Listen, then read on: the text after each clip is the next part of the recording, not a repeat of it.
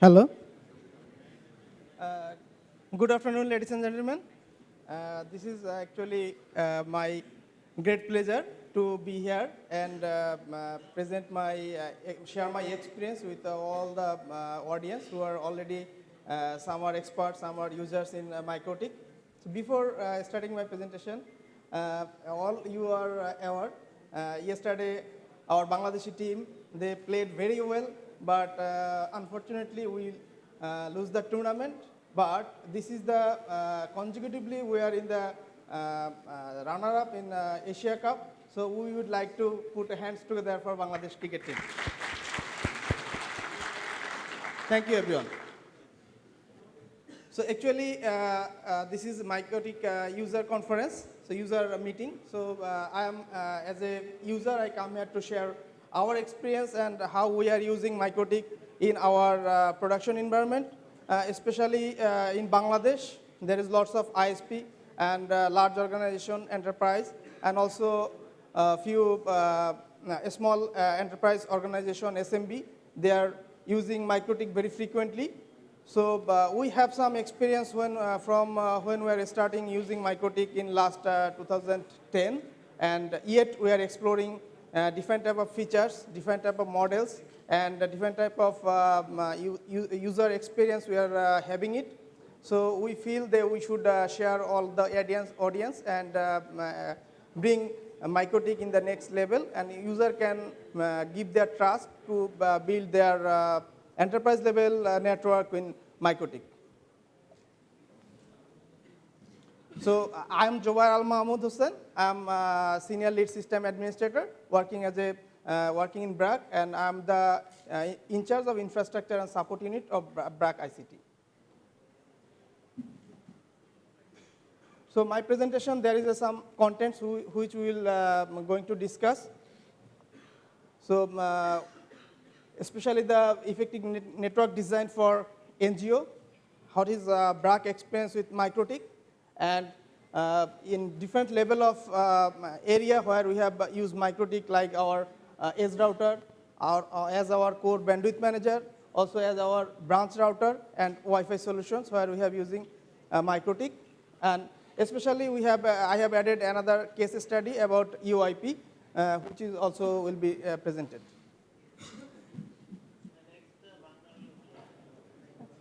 It's okay.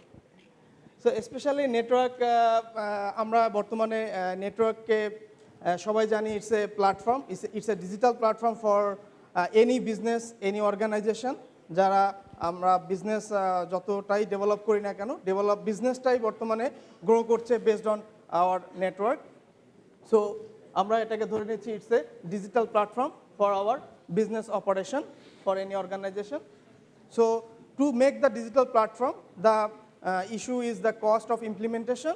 তো যেহেতু আমাদের একটা লার্জ অর্গানাইজেশন যখন তার পুরো নেটওয়ার্ক কানেক্টিভিটি ইনশিওর করতে চাবে, তো তার জন্য ফার্স্ট কনসার্নই হচ্ছে কস্ট। যে huge infrastructure when they want to connect it, তখন তাদেরকে কস্টটা সবার আগে বাধা হিসাবে তাদেরকে প্রতিবন্ধকতা তৈরি করে, যাতে তারা ইমপ্লিমেন্টেশনটা সঠিকভাবে করতে পারে না বা করার সাহসটা পায় না, সেটা একটা বাধা। আর 2 নম্বরে হচ্ছে যে আমরা যদি properly low cost Mycotic device use করে আমরা যদি ডিজাইন করতে পারি আমাদের এন্টারপ্রাইজ নেটওয়ার্ক, সেক্ষেত্রে অনেক কম কস্টে আমরা আমাদের এন্টারপ্রাইজ নেটওয়ার্কটাকেই অনেক কম খরচে আমরা প্রোডাকশনে নিয়ে আসতে পারবো বা একটা ভালো আউটকাম আমরা পেতে পারি। So designing effective network for NGO. So especially there is no networking terms for NGO, but I bring it here because when we are talking about enterprise network কথা বলতে গেলে তার প্রথমত যে ক্যারেক্টারিস্টিক্সগুলি আসে তার মধ্যে একটা হচ্ছে high availability, should not have any bottleneck in the network design or diagram, আর horizontally should be scalable or vertically it should be scalable, যাতে এটা যে কোনোভাবেই এক্সপান্ড করা যায়। সো এন্টারপ্রাইজ নেটওয়ার্কের এই স্বাভাবিক ক্যারেক্টারিস্টিক্সটা সবসময় থাকে। বাট এনজিওর ক্ষেত্রে যখন কথা বলা হয় তখন এনজিওর ক্ষেত্রে আমাদের যে কনসার্নগুলি আসে সেটা হচ্ছে এই 3টা ক্যারেক্টারিস্টিক্স অবশ্যই থাকবে। তার পরবর্তীতে যে জিনিসগুলি আমাদেরকে কনসিডার করতে হয় তা হচ্ছে যে এই ডিভাইস কস্ট, যে ডিভাইসটা আমি ইউজ করতে চাচ্ছি সেটা হতে হবে রিজনেবল প্রাইস, যেটা আমি অ্যাফোর্ড করতে পারবো। 2 নম্বরে হতে হবে আমাদের মেনটেন্যান্স কস্ট যেন লো হয়, অর্থাৎ একটা ডিভাইস কিনলেই তো আমার অপারেশন চলতে থাকবে না, একটা সার্টেন টাইম পরে মেনটেন্যান্স করতে হতে পারে, সমস্যা হতে পারে, সেটাও যেন রিজনেবল কস্টের মধ্যে আসে। আর আরেকটা জিনিস থাকে যে আমরা যখন অনেক ব্যাংকগুলিতে যেটা হয় যে ব্যাংকের বিভিন্ন ব্রাঞ্চ কানেক্টিভিটি করতে হয়, বাট ব্যাংকের প্রত্যেকটা ব্রাঞ্চে দেখা যায় বিভিন্ন আইটি এক্সপার্টিস থাকে, তো যার কারণে তাদের পক্ষে খুব ইজিলি বিভিন্ন ব্রাঞ্চে আইটি এক্সপার্টিস রাখা সম্ভব টু ম্যানেজ ও maintain their branch router. But for NGO আসলে এটা আমাদের জন্য পসিবল না যে প্রত্যেক ব্রাঞ্চে বা আমাদের যে রিমোট অফিসগুলি আছে সেখানে কোনো আইটি এই ধরনের নেটওয়ার্ক ইঞ্জিনিয়ার রাখা। তা আমাদের সেক্ষেত্রে মেইন কনসার্ন হচ্ছে যাতে লোকালি ডিপ্লয়মেন্টটা যেন খুব ইজি হয়, যে আমরা খুব ইজিলি কনফিগার করে যাতে পাঠিয়ে দিলে একজন নন টেকনিক্যাল পার্সনের যাতে রাউটারটা আপ করে দিতে পারে for replacement, for maintenance, any kinds of purpose, তারা যেন এই কাজটা করতে পারে। তো এটাও আমাদের একটা মানে তৃতীয় চিন্তার বিষয়। আর 4 নম্বরে should be ready stock in the market, কারণ আমার পক্ষে একটা ব্যাংক বা একটা বড় এন্টারপ্রাইজ যেটা পারে এফোর্ড করতে পারে যে একসঙ্গে অনেক ডিভাইস কিনে স্টক রাখতে পারে তার রেডি স্টক ব্যাকআপের জন্য, আমাদের জন্য সেটা অনেক ক্ষেত্রে সম্ভব হয় না, আমরা অনেকগুলি ডিভাইস রেডি স্টকে রাখতে পারি না। কিন্তু ইন কেস অফ এমার্জেন্সি যেন আমরা প্রোডাক্টগুলি মার্কেট থেকে সহজেই পেতে পারি, এটা আমাদের চিন্তার বিষয় ডিভাইস চুজ করার ক্ষেত্রে।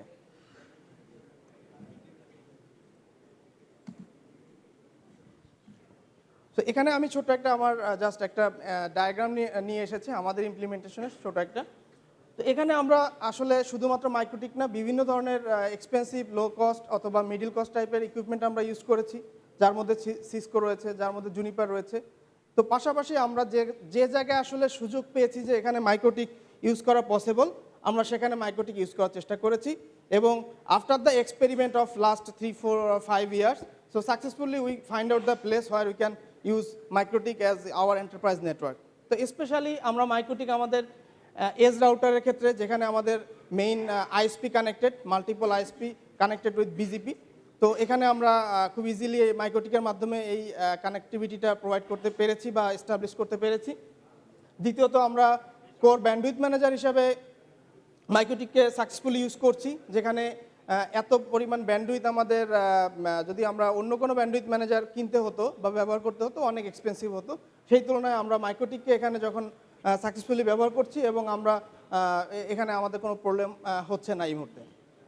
দ্বিতীয়ত আমরা যেখানে ইউজ করছি সেটা হচ্ছে আমাদের ভিপিএন রাউটার, যেটা দিয়ে আমি সব ব্রাঞ্চগুলির সঙ্গে কানেক্টিভিটি এস্টাবলিশ করেছি, প্লাস আমার ব্রাঞ্চ রাউটারগুলি, যেখানে আমি মাইক্রোটিকের ছোট ছোট যে এন্ড ইউজার যে রাউটারগুলি আছে বা রাউটার বোর্ডগুলি আছে এগুলি আমি ব্যবহার করতে সক্ষম হয়েছি। এবং আমরা স্টাবিলি আমাদের নেটওয়ার্ক যথেষ্ট স্টেবল এবং আমাদের সার্ভিসে তেমন কোনো ইন্টারাপ্ট হচ্ছে না।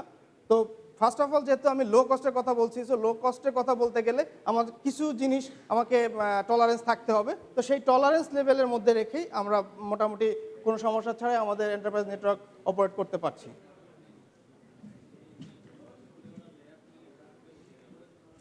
সো আমি যদি একটু ইসে যাই, আমাদের ইনিশিয়াল লেভেলে যাই, যখন আমরা আমাদের নেটওয়ার্ক এক্সপানশন শুরু করেছি 2010-এ, তো তখন আমাদের নেটওয়ার্ক ইনফ্রাস্ট্রাকচার খুব একটা স্ট্রং ছিল না। তো তখন থেকে আমরা যখন একটা স্ট্রাকচারাল ওয়েতে নেটওয়ার্ক ডিজাইন শুরু করেছি, তখন আমরা বিভিন্ন ভেন্ডরকেও আমরা ইনভাইট করেছি to give us suggestions what should we use, what device we should use. So বিভিন্নভাবে তাদের সাজেশন আমরা নিয়েছি। তো তখন আমরা দেখতে পেয়েছি যে বিভিন্ন ভেন্ডর এসেছে come with their own products which is huge expensive and with end to end solutions, everything could be done through their device. তো এইটা আসলে আমাদের তখন অনেকের সঙ্গে কথা বলে আমাদেরটা আমরা চুজ করেছি যে আমরা কোথায় কোন ডিভাইসটি ইউজ করব। সো আমরা কিছু কিছু জায়গায় অনেক দামি ডিভাইস ইউজ করেছি, কিছু কিছু জায়গায় আমরা সেটাকে একটু কম দামে ইউজ করার চেষ্টা করেছি। তো এটা ছিল আমাদের একটা লার্নিং।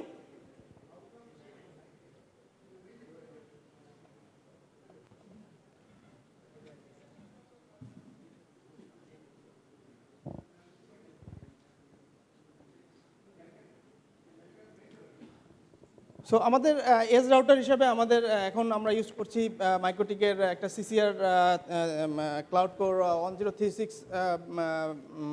মডেলের রাউটার, যেটা আমাদের শুরু হয়েছিল 1100 AH X2 দিয়ে। তো তারপরেও আমরা যখন এটাকে কানেক্ট করেছি সো শুরুতে আমাদের যে সমস্যাটা হয়েছিল যে আমরা যখন x 1100 S x to use করেছি তখন কিছু ব্যান্ডউইথ মানে রেস্ট্রিকশন ছিল যে আমরা হিউজ ব্যান্ডউইথ যখন আমাদের ইউজ করা শুরু করলাম তখন কিছু সমস্যা হলো যে ডিভাইস বারবার হ্যাং করছে, ডিভাইস রিস্টার্ট হয়ে যাচ্ছে, এই ধরনের সমস্যা ছিল। তো পরবর্তীতে আমরা যখন সিসিআর ইউজ করছি এবং আমরা খুবই স্মুথলি আমাদের অপারেশনটা এজ রাউটারের যে অপারেশনটা আমরা কন্টিনিউ করতে পারছি।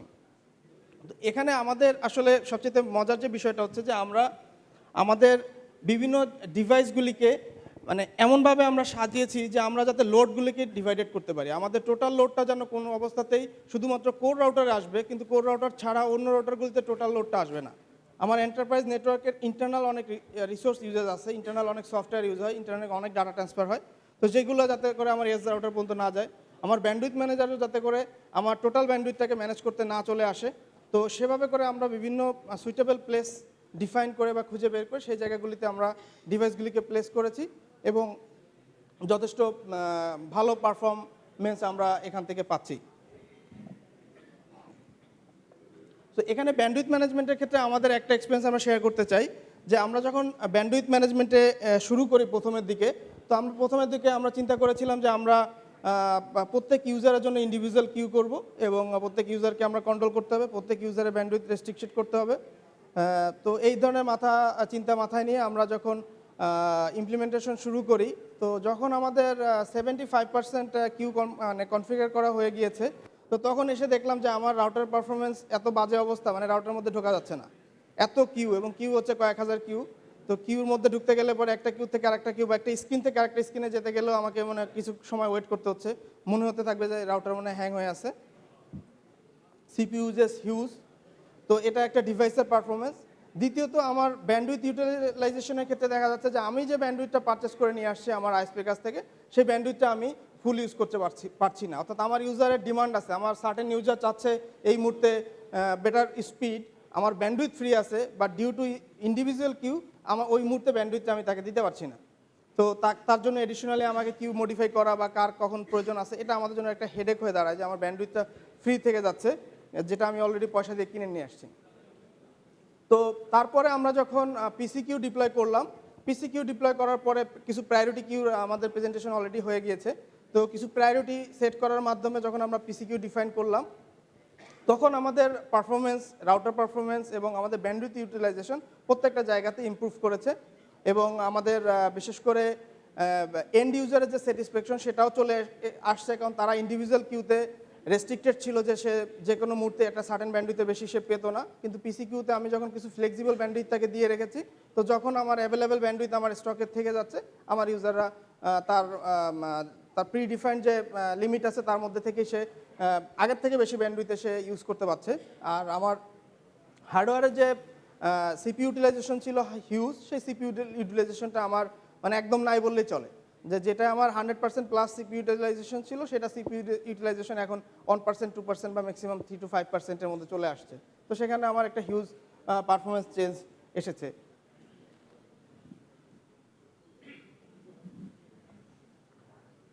আর আরেকটা সবচেয়ে বড় যে বিষয়টা সেটা হচ্ছে আসলে ব্রাঞ্চ রাউটার। তো ব্রাঞ্চ রাউটারের ক্ষেত্রে আমাদের যে কোনো অর্গানাইজেশনের ক্ষেত্রে যখন একাধিক ব্রাঞ্চ হয় বা অনেকগুলি ব্রাঞ্চ হয়, তো তাদের পক্ষে এতগুলি ব্রাঞ্চে অনেক এক্সপেন্সিভ হার্ডওয়্যার ইউজ করা বা অনেক ক্ষেত্রে সম্ভব হয় না। তো সেক্ষেত্রে আমরা শুরু করেছিলাম মাইক্রোটিক 450G এবং 750, দুই ধরনের এন্ড মাইক্রোটিক রাউটার দিয়ে।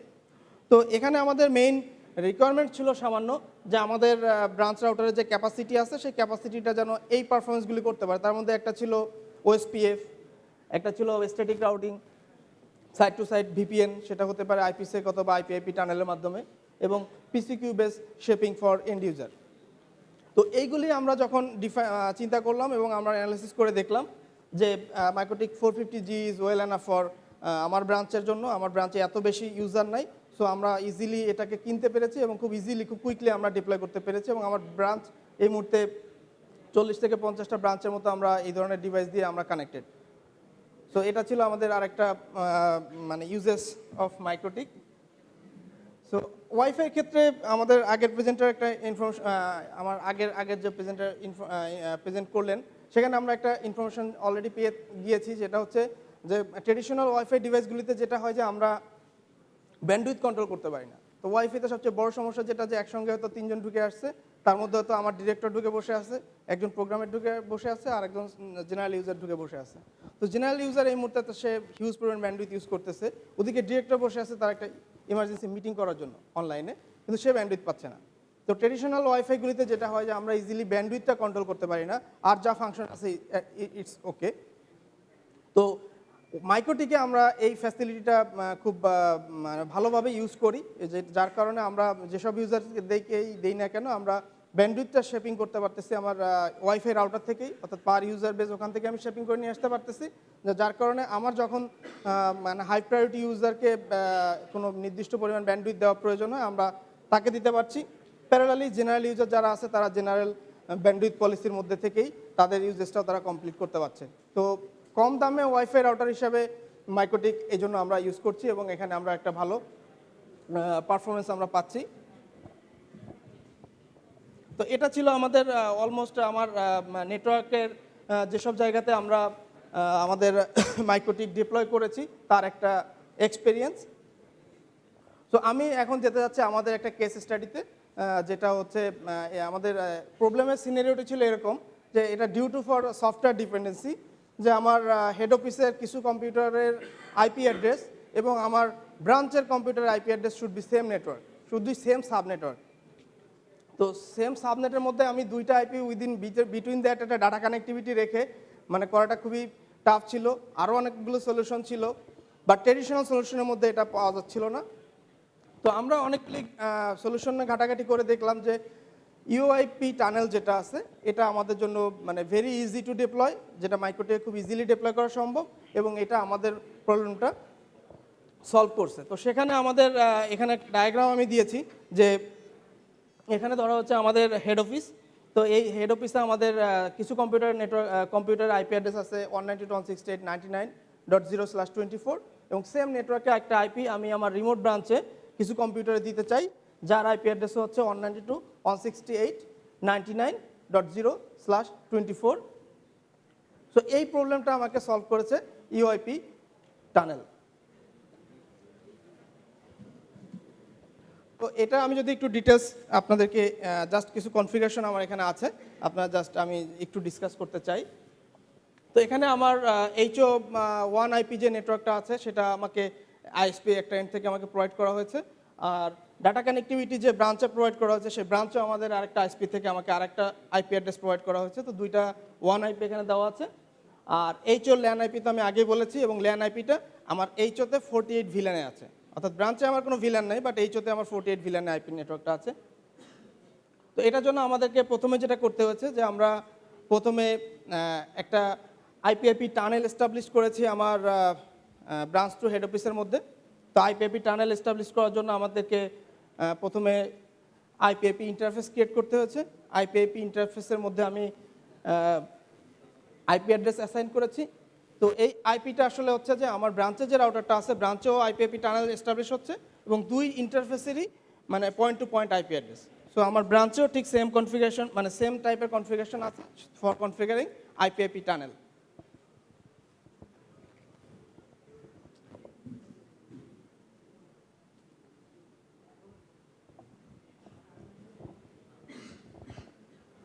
আর আমার এইচওতে যে কম্পিউটার যেই রাউটারে আমাকে 48 ভিলানের নেটওয়ার্কটা ডিফাইন করতে হবে, যেটা আমার ল্যান আইপি অ্যাড্রেস ছিল 192.168.99.0/24।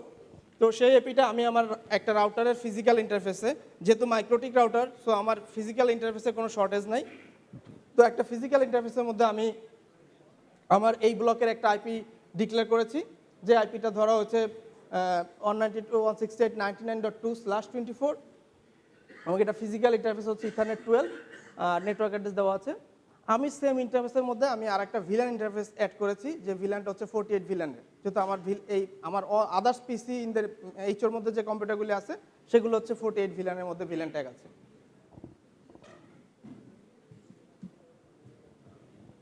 এবার জাস্ট এতটুকুই ছিল ট্রেডিশনাল কনফিগারেশন। আর ইউআইপি টানেল কনফিগার করার জন্য আমাকে এডিশনালি যেটা করতে হয়েছে যে আমি ইন্টারফেসের মধ্যে থেকে ইউআইপি টানেল আপনারা পাবেন, ইউআইপি টানেলের মধ্যে অ্যাড যদি আপনি ক্লিক করেন অ্যাড ইন্টারফেস বা অ্যাড টানেল করলে আপনি কনফিগার করতে পারবেন। সো ইউআইপি টানেলে যেটা করতে হয় যে আমার রিমোট ব্রাঞ্চের যে ওয়ান আইপি অ্যাড্রেসটা আছে সেই ওয়ান আইপি অ্যাড্রেসটা আমি ইউআইপি টানেলে প্লেস করে আমি ইন্টারফেসটা অ্যাড করেছি। আর এডিশনালি যে কাজটুকু করতে হচ্ছে সেটা হচ্ছে আমি একটা ব্রিজ ইন্টারফেস ক্রিয়েট করছি, যে ব্রিজটা আমার ইউআইপি ইন্টারফেস এবং ফিজিক্যাল ইন্টারফেসের মধ্যে ব্রিজ হিসেবে কাজ করবে। তো এখানে দুইটা ইন্টারফেস অলরেডি আছে, কারণ আমি ইথারনেট 12 একটা আইপি অ্যাড্রেস অ্যাড করেছিলাম আর ইউআইপি একটা ইন্টারফেস। সো এই দুইটা ইন্টারফেসের মধ্যে আমি একটা ব্রিজ কনফিগার করেছি। তো এখানে হচ্ছে একটা ইন্টারফেস ব্রিজের নাম হচ্ছে ব্রিজ 1 এবং এই ব্রিজটার মধ্যে দুইটা পোর্ট আছে, ইথারনেট 12 এবং আরেকটা হচ্ছে ইউআইপি টানেল অন। সো এইচোর জন্য আমার এতটুকু কনফিগারেশন। সো ব্রাঞ্চের জন্য আমাকে আগের সেই সেম ইনফরমেশনই আমার এখানে রয়েছে। তার মধ্যে আমাকে আগের যে প্রসিডিউরটা ছিল আইপিআইপি টানেলের, আমি আইপিআইপি টানেল কনফিগার করেছি with IP address for tunnel interface to make the point to point connection between IPIP tunnel head office and branch office. So এই দুইটা কনফিগারেশন এখানে আছে।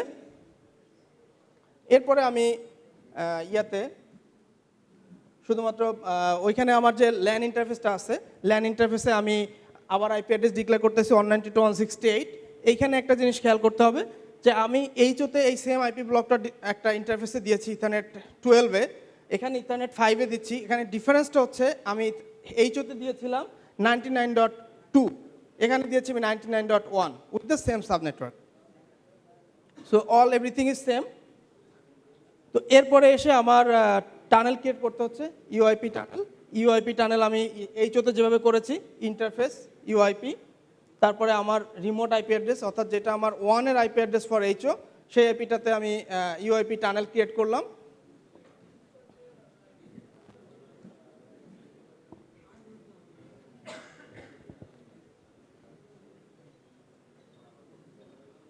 সো এবারও আমাকে এখানে একটা ব্রিজ ক্রিয়েট করতে হচ্ছে।